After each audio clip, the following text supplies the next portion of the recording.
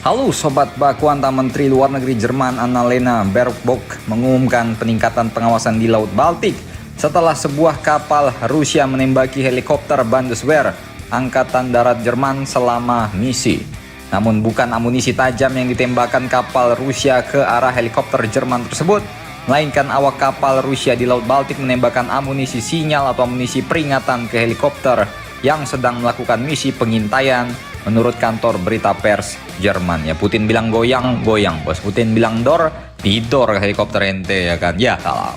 Menteri Luar Negeri Jerman Annalena Baerbock menyebut insiden itu di sela-sela pertemuan NATO di Brussel. Jadi diumumkan pas pertemuan ormas terkuat di dunia lagi nih, ya kan? Penggunaan amunisi sinyal seperti ini hanya diizinkan dalam keadaan darurat, dan insiden ini menuai kritik tajam dari Berlin yang semakin memperparah hubungan yang sudah tegang antara sekutu NATO dan juga Moskow.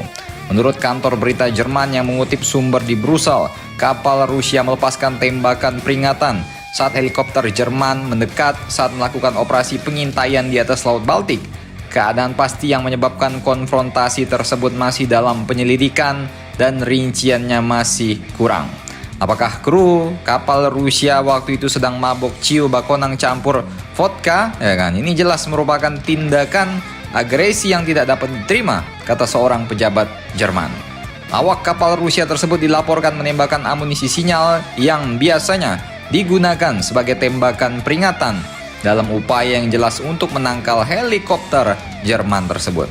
Misi pengintaian ini merupakan bagian dari inisiatif yang lebih luas untuk meningkatkan pengawasan wilayah Baltik di tengah meningkatnya militer Rusia di wilayah tersebut. NATO memang telah memantau dengan seksama pergerakan Angkatan Laut Rusia karena meningkatnya ketegangan dan serangkaian provokasi dalam beberapa bulan terakhir. Laut Baltik yang berbatasan dengan beberapa negara anggota NATO dan Uni Eropa telah menjadi titik fokus aktivitas militer karena Rusia dan NATO melakukan latihan dan patroli yang tumpang tindih.